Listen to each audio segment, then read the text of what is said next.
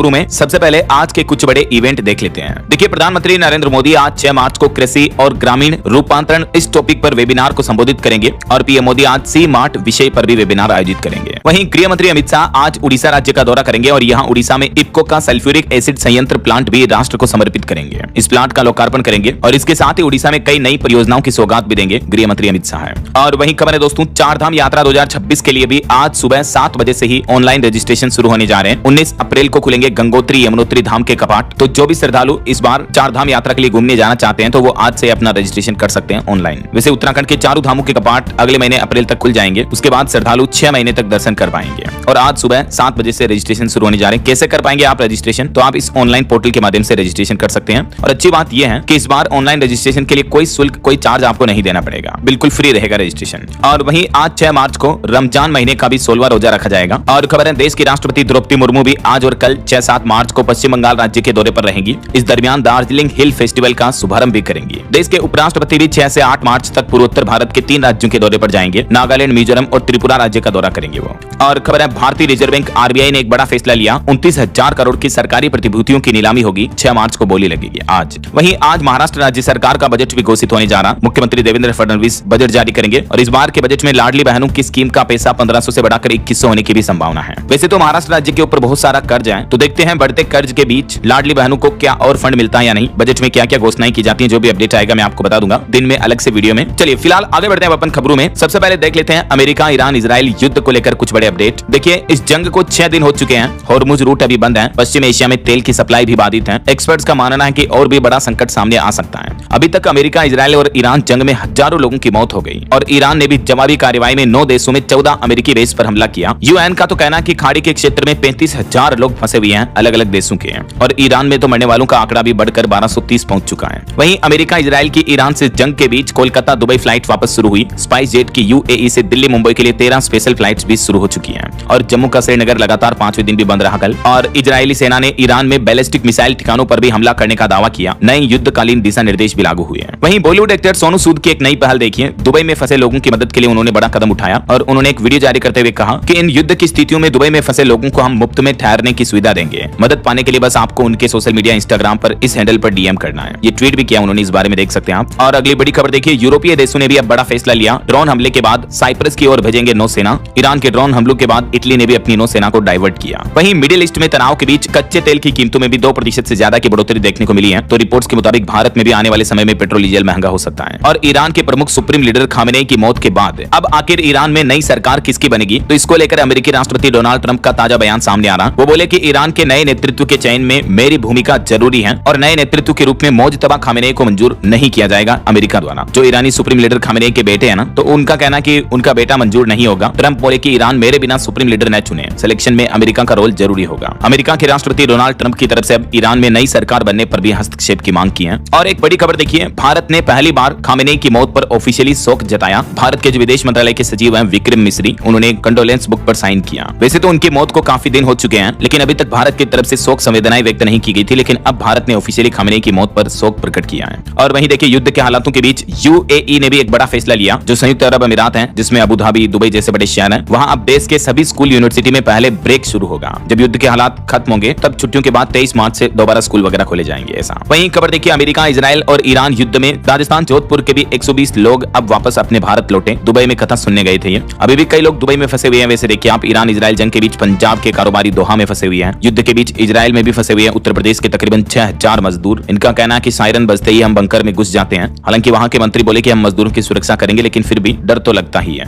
वहीं खबर है कि अमेरिका ने ईरान के मोबाइल मिसाइल लॉन्च ट्रक को भी उड़ा दिया। और इस बीच अमेरिकी राष्ट्रपति डोनाल्ड ट्रंप का कहना है कि अभी ईरान के पास 11 परमाणु बम बनाने जितना यूरेनियम पड़ा है। व्हाइट हाउस की तरफ से दावा किया गया। तो ये दोस्तों युद्ध के हालात चल रहे हैं। और चलिए आगे बढ़ते हैं अपन खबरों में। देखिए अगला अपडेट, रायसीना डायलॉग समिट को पीएम मोदी ने संबोधित किया, उद्घाटन किया। इसमें 110 देशों के प्रतिनिधि हिस्सा ले रहे हैं। और वहीं पीएम मोदी ने फिनलैंड के राष्ट्रपति के साथ भी बैठक की। उसके बाद दिल्ली में ज्वाइंट मीडिया कॉन्फ्रेंस की। अभी आपको पता होगा फिनलैंड के राष्ट्रपति भारत दौरे पर आए हुए हैं। और इस दरमियान अपने संबोधन में पीएम मोदी ने कहा कि इजराइल ईरान जंग जल्द ही खत्म होनी चाहिए। सैन्य संघर्ष किसी भी समस्या का समाधान नहीं है। भारत फिनलैंड के रिश्तों को लेकर भी प्रधानमंत्री नरेंद्र मोदी ने कहा कि भारत और फिनलैंड साझा मूल्यों वाले लोकतांत्रिक देश हैं। और इस दरमियान दोनों देशों के बीच रणनीतिक साझेदारी पर भी सहमति बनी, जिसमें डिजिटलाइजेशन, सस्टेनेबिलिटी, शिक्षा, उच्च तकनीक समेत कई क्षेत्रों में दोनों देशों ने सहयोग बढ़ाने पर सहमति जताई। भारत फिनलैंड ने पर्यावरण सहयोग समझौता ज्ञापन संबंध का भी नवीनीकरण किया। और एक अच्छी खबर है कि यूएन सुरक्षा परिषद में भी भारत की स्थायी सदस्यता पर फिनलैंड ने समर्थन दिया। फिनलैंड के राष्ट्रपति स्टब बोले कि नई वैश्विक व्यवस्था में भारत की बड़ी भूमिका होगी। और इस दरमियान दोनों नेताओं ने वैश्विक सुरक्षा, यूक्रेन युद्ध, पश्चिम एशिया तनाव और शांति के प्रयासों पर भी चर्चा की। चलिए अगली खबर देखिए, सोना चांदी के भाव पर अपडेट आ रहा। दुनिया में बढ़ते युद्ध और तनाव के बावजूद भी चांदी 2 दिन में 26,000 रुपए सस्ती हुई और अभी चांदी का भाव 2,64,000 रुपए प्रति किलो चल रहा। 10 ग्राम सोना भी 7,000 रुपए टूटकर 1,62,000 रुपए प्रति 10 ग्राम चल रहा है। और भी अलग अलग कैरेट के हिसाब से गोल्ड का प्राइस आप देख सकते हैं। चलिए टेक न्यूज से खबर आ रही। एप्पल कंपनी ने लॉन्च किया अपना सबसे सस्ता लैपटॉप मैकबुक नियो, जिसकी शुरुआती कीमत 69,990 है। इसमें आईफोन वाली A18 प्रो चिप मिलेगी। 11 मार्च से ही कंपनी इसकी सेल शुरू करने जा रही है। वहीं खबर है वियतनाम और जापान के लिए भी नई उड़ानें शुरू करेगी एयर इंडिया कंपनी। टाटा समूह की विमान सेवा कंपनी ने यह घोषणा की है। और सुप्रीम कोर्ट का एक बड़ा फैसला देखिए, भरण पोषण न देने पर सुप्रीम कोर्ट ने कड़ा आदेश दिया। पति के वेतन से यानी तनख्वाह से कटेगा 25,000 रुपए। एक पति पत्नी के तलाक मामले पर सुप्रीम कोर्ट ने यह अहम फैसला सुनाया, क्योंकि पति अपनी पत्नी को गुजारा भत्ता, भरण पोषण भत्ता नहीं दे रहा था। तो सुप्रीम कोर्ट ने सीधा आदेश देते हुए कहा कंपनी को कि पति के खाते से हर महीने 25,000 काटें और उन्हें पत्नी के अकाउंट में जमा करें। सुप्रीम कोर्ट का यह फैसला बहुत ही महत्वपूर्ण है, क्योंकि पहली बार सुप्रीम कोर्ट ने इस तरह का डायरेक्ट आदेश दिया जिस कंपनी में पति काम करता है उस कंपनी को। चलिए अगला अपडेट देखिए, ऑटो इंडस्ट्री से एक रिपोर्ट सामने आ रही कि भारत में फरवरी महीने में बीते महीने मतलब रिटेल वाहन बिक्री 25.5% से भी ज्यादा बढ़ी, 24 लाख यूनिट पहुंची। और बड़ा प्रशासनिक फेरबदल देखिए, बिहार, हिमाचल, बंगाल समेत देश के कई राज्यों के राज्यपाल बदले गए। राजधानी दिल्ली में भी नए एलजी नियुक्त हुए। विनय कुमार सक्सेना लद्दाख भेजे गए। टोटल देश के 7 राज्यों के राज्यपाल में बदलाव किया। दिल्ली, लद्दाख के एलजी बदले, बंगाल के राज्यपाल ने इस्तीफा दिया। RN रवि अब नए गवर्नर होंगे। हालांकि इस फैसले पर ममता बनर्जी ने कहा कि यह केंद्र सरकार का एक तरफा फैसला है, लेकिन पश्चिम बंगाल के राज्यपाल ने तो खुद ही इस्तीफा दे दिया। तो इस घटना से बंगाल में विधानसभा चुनाव के बीच सियासी हलचल भी बढ़ गई। बंगाल के राज्यपाल CV आनंद बोस ने इस्तीफा दिया। अब तमिलनाडु के राज्यपाल RN रवि को बंगाल की कमान मिली है, यानी ये अब बंगाल के नए राज्यपाल होंगे। इसके अलावा लद्दाख के उपराज्यपाल कविंद्र गुप्ता ने भी इस्तीफा दिया। VK सक्सेना नए LG बनाए गए और तरनजीत सिंह संधू बने दिल्ली के नए उपराज्यपाल भी हैं। ये टेबल में आप देख सकते हैं टोटल देश में 7 राज्यपाल और 2 उपराज्यपालों के बदलाव किए गए हैं। चलिए अगली खबर देखिए, राजधानी दिल्ली के जैसे ही मध्य प्रदेश भोपाल में बनेगा सेंट्रल विस्टा, जहां एक ही जगह होंगे सभी सरकारी दफ्तर भी। MP की राजधानी भोपाल में ये नई बिल्डिंग बनेगी। और बड़ी खबर आ रही कि युद्ध के हालातों के बीच भारतीय वायुसेना का सुखोई फाइटर जेट असम राज्य में लापता हो गया। इसके बाद कार्बी आंगलोंग जिले में सर्च ऑपरेशन शुरू किया गया। खबर है कि ये भारतीय वायुसेना का जो विमान है सुखोई 30, ये उड़ान के बाद अचानक रडार से गायब हो गया। और स्थानीय लोगों ने कुछ ने यह भी दावा किया कि कार्बी आंगलोंग जिले में धमाका सुना, यही वजह कि इस जिले में अब सर्च ऑपरेशन चलाया जा रहा है। चलिए अगला अपडेट देखिए, राजस्थान राज्य में छोटे बच्चों के लिए RTE एडमिशन आवेदन की तारीख बढ़ चुकी है। अब 10 मार्च तक अप्लाई कर सकेंगे,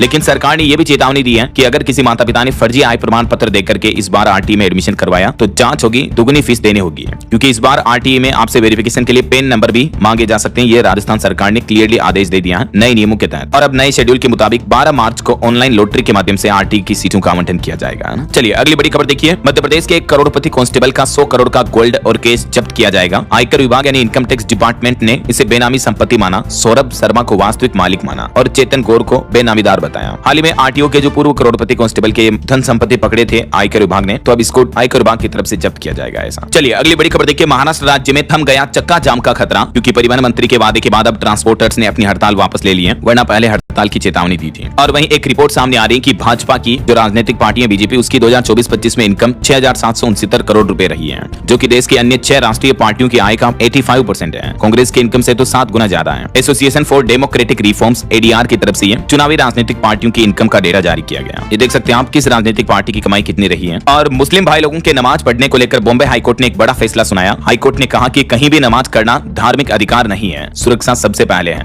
एयरपोर्ट के पास शेड में नमाज की परमिशन देने से इनकार कर दिया बॉम्बे हाईकोर्ट ने। मुंबई के छत्रपति शिवाजी महाराज इंटरनेशनल एयरपोर्ट के पास नमाज पढ़ने की याचिका लगाई गई थी, तो इस पर यह हाईकोर्ट ने बड़ा फैसला सुनाया। और बिहार की पॉलिटिक्स से बड़ी खबर आ रही कि 10वीं बार मुख्यमंत्री बनने से लेकर अब राज्यसभा तक बिहार में नीतीश युग खत्म हो रहा है, क्योंकि आखिरकार बिहार के मुख्यमंत्री जो नीतीश कुमार है उन्होंने अब राज्यसभा के लिए नामांकन भर दिया है। वो बोले कि अब जो बिहार में नई सरकार बनेगी उसको भी मेरा सहयोग रहेगा। लेकिन नीतीश कुमार ने अब गृह विभाग पर अपना दावा ठोका है। नीतीश के इस फैसले के बाद JDU ऑफिस में तोड़फोड़ भी देखने को मिली। मीडिया रिपोर्ट्स आ रही कि अब मुख्यमंत्री नीतीश कुमार के बेटे उप मुख्यमंत्री बन सकते हैं और बीजेपी का नया CM बन सकता है बिहार में। चलिए कुछ और पॉलिटिक्स के न्यूज देखिए दोस्तों। महाराष्ट्र की राजनीति से भी बड़ी खबर आ रही है। राज्यसभा चुनाव को लेकर महाराष्ट्र से शरद पवार समेत 7 प्रत्याशियों का नामांकन भरा गया आखिरी दिन। और तमिलनाडु विधानसभा चुनाव पर भी अपडेट्स हैं। DMK और कांग्रेस के बीच सीट शेयरिंग तय हुई। कांग्रेस 28 विधानसभा सीटों पर चुनाव लड़ेगी। DMK ने 1 राज्यसभा की सीट भी दी है। हरियाणा में भी राज्यसभा चुनाव पर खबर है। तीसरे प्रत्याशी सतीश नांदल ने भी नामांकन भरा। और बैंकिंग न्यूज से बड़ी खबर आ रही है। पंजाब नेशनल बैंक ने ATM से कैश निकालने की राशि को 50% घटा दिया है। 1 अप्रैल 2026 से ही PNB के ATM एटीएम डेबिट कार्ड धारकों के लिए नया नियम लागू होने जा रहा है। एटीएम से कैश विड्रॉल डेली कैश निकालने की जो लिमिट है उसको 50% घटा दिया है, यानी आधा कर दिया है। और दो कैटेगरी में बांट दिया है। जिस एटीएम से पहले आप 1 लाख निकाल सकते थे उससे अब आप 50,000 ही निकाल पाएंगे, और जिससे पहले 1.5 लाख तक निकाल पाते थे उससे अब आप 75,000 ही निकाल पाएंगे। ये देख सकते हैं आप किस किस तरह के डेबिट कार्ड पर पीएनबी अब कितनी लिमिट लगाएगा। और भी पंजाब नेशनल बैंक खाताधारकों के लिए कुछ नए नियम है और 1 अप्रैल से लागू होने वाले न्यू रूल्स की जानकारी अगर आप विस्तार से देखना चाहते हो तो कल शाम को मैंने एडीएलएस न्यूज चैनल के ऊपर अलग से वीडियो डाला है, इसमें देख लीजिएगा आप, ठीक है ना। चलिए फिलहाल आगे बढ़ते हैं खबरों में। देखिए आप, केंद्रीय कृषि मंत्री शिवराज सिंह चौहान ने बड़ी घोषणा की। वो बोले कि टॉपर्स स्टूडेंट को 51,000 रुपए तक की सम्मान राशि देंगे। उनके 66वें जन्मदिन पर उन्होंने 5 संकल्प लिए हैं। फ्री मामा कोचिंग शुरू की जाएगी और 8 विधानसभाओं में मुफ्त मोबाइल हॉस्पिटल भी शुरू किए जाएंगे। मध्य प्रदेश भोपाल में उन्होंने पौधारोपण किया अपने जन्मदिन पर, और इस दरमियान मध्य प्रदेश को लेकर भी ये बड़ी घोषणाएं की हैं। वो बोले कि आज 5 संकल्प ले रहे हैं, पर्यावरण, सेवा, सहायता, शिक्षा और प्रतिभा प्रोत्साहन से जुड़े हैं। और इस दरमियान उन्होंने बड़ी घोषणा की, कहा कि 10वीं 12वीं के टॉपर्स को 51, 31 और 21,000 रुपए की सम्मान राशि दी जाएगी। चलिए अगली खबर देखिए। राजस्थान के उदयपुर में तोप गरजे, गोलियों की तड़तड़ाहट से पूरा इलाका सहम गया। आधी रात 451 साल पुरानी परंपरा निभाने जुटे हजारों लोग। बारूद की होली खेली गई। अभी जो होली का त्योहार निकला, इस मौके पर जो धुरंडी में रंगों की होली खेली जाती है, लेकिन राजस्थान का यह जो उदयपुर है, यहाँ मेनारिया ब्राह्मण समाज ने बारूद की होली खेली है। ये इनकी मतलब काफी पुरानी ट्रेडिशनल है, परंपरा है ऐसा। और खबर है कांग्रेस से प्रियंका गांधी अभी छुट्टियां मनाने हिमाचल प्रदेश शिमला पहुंची हैं। कुछ दिन वो अपने घर ठहरेगी, उसके बाद दिल्ली लौटेगी। उनकी सुरक्षा भी बढ़ाई गई। और क्रिकेटर सचिन तेंदुलकर के बेटे अर्जुन की शादी हुई। सानिया चंडोक के साथ मुंबई में फेरे लिए उन्होंने। इस शादी में अमिताभ अंबानी, जय शाह भी पहुंचे, धोनी, द्रविड़ भी शामिल हुए। ये तस्वीरें आप देख सकते हैं शादी की। और खबर है उत्तर प्रदेश में चुनाव आयोग ने बड़ा एक्शन लिया। यूपी में 6 प्रत्याशियों के 3 साल तक चुनाव लड़ने पर रोक लगा दी है, नियमों का उल्लंघन करने के चलते। कौन कौन से प्रत्याशियों को अयोग्य घोषित किया गया है, देख सकते हैं आप जानकारी। और वहीं शराब पर एक चौंकाने वाली रिपोर्ट सामने आ रही कि भारत में महंगे शराब की मांग दिनों दिन बढ़ती जा रही है और जल्द ही भारत में नए इंटरनेशनल ब्रांड भी आएंगे। नई अंतर्राष्ट्रीय ब्रांड की शराब भी भारत में आपको और देखने को मिलेगी। बहरहाल अभी तो अपन कुछ और महत्वपूर्ण और काम की खबरें देखेंगे दोस्तों, लेकिन फिलहाल वक्त तो चला है आज के ताजा मौसम समाचार जानने का। और हाँ, एक छोटी सी रिक्वेस्ट आपसे ये है कि अगर आप डीएलएस न्यूज चैनल से अभी तक भी जुड़े नहीं हो तो जुड़ जाइए, चैनल को सब्सक्राइब करके बेल आइकन जरूर दबा दीजिए और इस वीडियो पर एक लाइक और शेयर भी कर देना, ताकि आपको रोजाना की ताजा खबरें, महत्वपूर्ण मुख्य समाचार, काम के न्यूज अपडेट सबसे पहले आपके मोबाइल पर मिलते रहेंगे। ओके, और चलिए बिना टाइम वेस्ट किए सीधा आगे बढ़ते हैं मौसम अपडेट में। देखिए राजस्थान में तापमान 40 डिग्री के करीब पहुंचा। मध्य प्रदेश में भी 37 डिग्री चल रहा है। यहाँ तक कि उत्तराखंड में भी 30 डिग्री से ज्यादा चल रहा तापमान देखिए आप। हालांकि उत्तराखंड, हिमाचल वगैरह इन पहाड़ी राज्यों में बारिश बर्फबारी की संभावना है। हरियाणा में भी टेम्परेचर 33 डिग्री चल रहा है। मध्य प्रदेश के अधिकतर जिलों में 37 डिग्री के पार पहुंच गया। दिन का टेम्परेचर सामान्य से 3 डिग्री ज्यादा चल रहा है। राजस्थान में तो 40 के करीब पहुंचा। अचानक गर्मी बढ़ने लगी ठंड खत्म होने के तुरंत बाद ही। और अभी मार्च में ही राजस्थान में तो हीट वेव का भी अलर्ट जारी कर दिया मौसम विभाग ने। छत्तीसगढ़ में भी मार्च में मई महीने जैसी तपिश देखने को मिल रही है। रायपुर में 37 डिग्री पारा चल रहा है। हरियाणा के भी 7 शहरों में तापमान काफी ज्यादा गर्म है। और पहाड़ी राज्य उत्तराखंड में अब अगले 3 दिन और तपिश बढ़ेगी। हालांकि 8 से 10 मार्च तक फिर पहाड़ों में बर्फबारी की संभावना है। आज और कल 6-7 मार्च को भी जम्मू, लद्दाख, हिमाचल और उत्तराखंड के कुछ इलाकों में बारिश बर्फबारी हो सकती है। बाकी तो मौसम शुष्क रहेगा और दक्षिणी भारत के इन राज्यों में कोहरा भी देखने को मिल सकता है, गुजरात, गोवा, आंध्र प्रदेश वगैरह में। चलिए मौसम के बाद कुछ मार्केट अपडेट्स पर नजर डाल लेते हैं। देखिए आखिरकार बड़ी गिरावट के बाद भारतीय शेयर बाजार में रिकवरी देखने को मिली। सेंसेक्स 900 अंक चढ़ा और 80,016 पर बंद हुआ। और खबर है बैंक ऑफ बड़ौदा ने भी घरेलू बाजार से ग्रीन इंफ्रा बॉन्ड से जुटाया 10,000 करोड़ रुपए का फंड। वहीं नीरव मोदी के दोनों भाई निहाल और निशाल को कोर्ट ने नोटिस जारी किया। 23,780 करोड़ के पंजाब नेशनल बैंक घोटाले में भगोड़ा घोषित करने की प्रक्रिया शुरू हुई। नीरव मोदी को 7 मई तक जवाब भी मांगा है कोर्ट ने इसको लेकर। और एक रिपोर्ट सामने आ रही कि चीन ने 35 साल में सबसे कम जीडीपी का लक्ष्य रखा। इस साल 2026 के लिए जीडीपी ग्रोथ रेट चाइना ने 4.5 से 5% तय की है। वहीं क्रिप्टो करेंसी पर बड़ी खबर देखिए। बिटकॉइन में जोरदार उछाल देखने को मिला। जो फरवरी में $60,000 से भी निचले स्तर पर पहुंच गया था, वो अभी रिकवरी करके बिटकॉइन 72,000 के आसपास चल रहा है। तो ये अच्छी बाइंग देखने को मिली क्रिप्टो में। चलिए आगे बढ़ते हैं अपन खबरों में। देखिए कुछ बड़े हादसों और दुर्घटनाओं से जुड़ी खबरें। देखिए कनाडा में पंजाबी यूट्यूबर नैन्सी ग्रेवाल की चाकू मारकर हत्या कर दी गई। उनकी मां का कहना है कि खालिस्तानियों ने चाकू मारा। और यूपी गाजियाबाद में देखिए बड़ी दुर्घटना हो गई। पेंट फैक्ट्री में भीषण आग लगी। फायर ब्रिगेड की 12 गाड़ियों ने कई घंटों की मशक्कत के बाद आग पर काबू पाया। और बिहार के मधुबनी में बड़ा सड़क हादसा हो गया। स्कॉर्पियो और ट्रक की टक्कर में 5 लोगों की मौत हो गई। चलिए कुछ अंतर्राष्ट्रीय न्यूज अपडेट देखिए आप। नेपाल में वोटिंग खत्म हुई। 60% वोटिंग हुई। वर्तमान पीएम कार्की बोली कि अब मेरा रोल पूरा हुआ। ऐसे में इस वोटिंग के बाद गगन थापा और बालेन शाह, केपी शर्मा ओली के बीच महामुकाबला होगा। तो चुनावी नतीजों के बाद ही पता चलेगा कि आखिर नेपाल की नई सरकार किसके हाथों में जाती है। और वहीं देखिए अमेरिकी राष्ट्रपति डोनाल्ड ट्रंप को भी बड़ा झटका लगा। अब कंपनियों को वापस मिलेगा टैक्स का पैसा। अमेरिका की कोर्ट ने एक बड़ा फैसला सुनाया है। जो डोनाल्ड ट्रंप ने हाल ही में भारी भरकम टैरिफ लगाए थे, तो उस मामले पर न्यूयॉर्क कोर्ट ने फैसला सुनाया और कहा कि कंपनियां रिफंड की हकदार हैं, उन्हें वापस रिफंड का पैसा दिया जाएगा। और वहीं भारत के पड़ोसी देशों में जो पाकिस्तान अफगानिस्तान में जंग चल रही है, इस पर पाकिस्तान का कहना है कि हमने लगभग सभी टारगेट हासिल कर लिए हैं। पाकिस्तान ने अफगानिस्तान संघर्ष पर जीत का भी दावा ठोका है। चलिए आगे बढ़ते हैं खबरों में। देखिए आप पॉल्यूशन पर एक चौंकाने वाली रिपोर्ट सामने आ रही कि राजस्थान में भी राजधानी की हवा पर संकट छाया। PM10 में 40% कमी का लक्ष्य तय किया अभी राजस्थान सरकार ने। राजस्थान राजस्थान की राजधानी जयपुर में भी प्रदूषण लोगों के स्वास्थ्य के लिए गंभीर चुनौती बनता जा रहा है। वहीं राजस्थान में जर्जर स्कूलों के बिल्डिंग्स की जो हालत है उस पर भी सरकार को फिर से कोर्ट ने फटकार लगाई, मुख्य सचिव से शपथ पत्र भी मांगा। और खबर है उत्तर प्रदेश में भी एनसीईआरटी की कक्षा 8वीं की किताब पर सख्त आदेश जारी हुआ, विद्यालय में इस किताब के प्रयोग न करने के निर्देश जारी किए गए। और असम राज्य में भी चुनाव से पहले बड़ा प्रशासनिक फेरबदल देखने को मिला, सरकार ने 15 वरिष्ठ अफसरों के तबादले किए। और बड़ी खबर देखिए, भारतीय रिजर्व बैंक आरबीआई ने इस बैंक का लाइसेंस रद्द कर दिया, अब ना पैसे जमा कर सकेंगे ना ही बैंकिंग सुविधा मिलेगी ग्राहकों को। दरअसल रिजर्व बैंक की तरफ से कर्नाटक के मंड्या जिले में स्थित सिमसा सहकारा बैंक नियमितता का लाइसेंस रद्द कर दिया है, बैंकिंग रूल्स का उल्लंघन करने के चलते हैं। और खबर है पीएम मोदी ने फ्रांस के राष्ट्रपति मैक्रो से भी बातचीत की, पश्चिम एशिया में तनाव पर चर्चा की। वहीं जनगणना 2027 को लेकर सरकार का कहना है कि उपग्रह चित्रों से बनेगा मकान सूचीकरण ब्लॉक। गृह मंत्री अमित शाह ने डिजिटल जनगणना के लिए 4 नए टूल भी लॉन्च किए हैं, जिनकी डिटेल्स आप देख सकते हैं। और देखिए उत्तराखंड में चौबट्टिया में भारत और जापान के बीच संयुक्त सैन्य अभ्यास धर्म गार्डियन के नाम से शुरू हुआ, जो कि 9 मार्च तक चलेगा। और खबर है फिनलैंड के राष्ट्रपति स्टब आज मुंबई दौरे पर आएंगे और यहाँ वो महाराष्ट्र के मुख्यमंत्री देवेंद्र फडणवीस से भी मिलेंगे। वहीं देखिए राजधानी दिल्ली के लद्दाख बुद्ध विहार के लोगों को बड़ी सौगात मिली, फुट ओवर ब्रिज का शिलान्यास भी किया दिल्ली सरकार ने। और खबर है तेलंगाना के हैदराबाद की सड़कों से हटेगी धुआं उड़ाती बसें, 2000 नई इलेक्ट्रिक बसें चलाई जाएगी प्रदूषण मुक्त बनाने के लिए। और देश की राजधानी दिल्ली को भी मिलेगी देश की पहली रिंग मेट्रो ट्रेन। 8 मार्च को प्रधानमंत्री नरेंद्र मोदी दिल्ली मेट्रो के इस नए रूट का उद्घाटन करेंगे, रिंग मेट्रो का। दीपाली चौक मजलिस पार्क सेक्शन भी शुरू किया जाएगा इसके साथ ही। और खबर है आईएसबीटी मोनेस्ट्री मार्केट को भी दिल्ली सरकार ने बड़ी सौगात दी, यहाँ 3 करोड़ की लागत से फुट ओवर ब्रिज बनाया जाएगा। बड़ी खबर देखिए, सड़क पर अब अगर आपने कचरा फेंका तो लग सकता है 1 लाख रुपए तक का जुर्माना। भारत के इस राज्य में नया नियम लागू हो चुका है, पश्चिम बंगाल में ये लोकल जिला प्रशासन की तरफ से नया आदेश जारी किया गया है।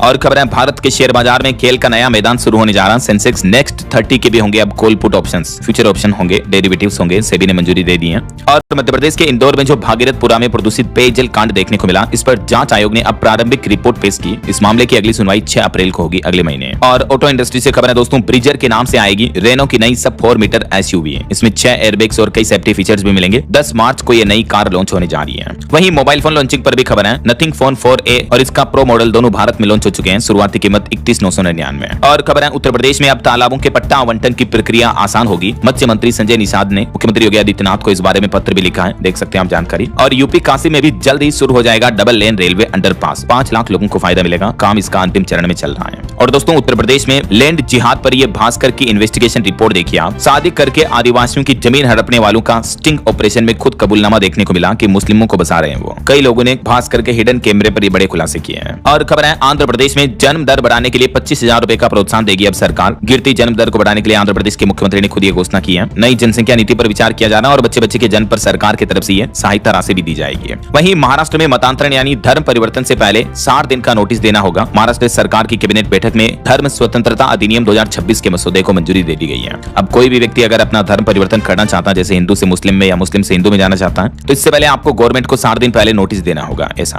और एक चौंकाने वाली रिपोर्ट आ रही कि जम्मू कश्मीर में आतंकी घुसपैठ का खतरा बढ़ा, सीमा पार नए लॉन्चिंग पैड सक्रिय हुए, खुफिया अलर्ट भी जारी किया सुरक्षा एजेंसियों ने। वहीं उत्तर प्रदेश के 3300 से ज्यादा किसानों को मिलेंगे कृषि यंत्र, ई लॉटरी से होगा चयन, यूपी की योगी सरकार की तरफ से बड़ी घोषणा की गई है। इस ऑनलाइन पोर्टल के माध्यम से किसान भाई लोग आवेदन कर सकते हैं। और खबर है भारत से चोरी की गई करोड़ों की मूर्ति इंग्लैंड म्यूजियम ने वापस लौटाई। ऑक्सफोर्ड यूनिवर्सिटी के द्वारा ये मूर्ति लौटाई गई, जो कि तमिलनाडु के इस मंदिर में लगाई जाएगी, देख सकते हैं आप ये मूर्ति की तस्वीर भी। चलिए कुछ और स्टेट न्यूज अपडेट देख लेते हैं फटाफट से। देखिए राजस्थान के मुख्यमंत्री भजनलाल सरकार ने बड़ा फैसला लिया, अजमेर जिले में नियम के विरुद्ध पट्टों के मामले में दोषियों पर होगी कड़ी कार्रवाई। और राजस्थान की यह घटना देखिए, एक जज की पत्नी को ट्रेन के टॉयलेट में हार्ट अटैक आया और मौत हो गई, चित्तौड़गढ़ का यह मामला है। और प्रेम संबंधों पर छत्तीसगढ़ हाईकोर्ट का यह बड़ा फैसला देखिए कि प्रेम संबंधों का टूटना इस तरह की घटना के लिए उकसाना नहीं माना जा सकता है। एक लड़का लड़की के मामले पर छत्तीसगढ़ हाईकोर्ट ने यह महत्वपूर्ण फैसला सुनाया है। वहीं खबर है झारखंड में बदलेगा मौसम का मिजाज, 6 मार्च की दोपहर बदलेगा मौसम, 7 से 9 मार्च तक गरज चमक के साथ कई जिलों में हल्की बारिश की भी चेतावनी है। और केंद्रीय मंत्री जेपी नड्डा आज हरियाणा के सिरसा का दौरा करेंगे। और हिमाचल प्रदेश में अब मेयर का कार्यकाल बढ़कर 5 साल कर दिया है, राज्यपाल ने नए संशोधन विधेयक को मंजूरी दी। हाईकोर्ट में सुनवाई होगी, 19 तारीख को दोबारा सुना जाएगा इस मामले को।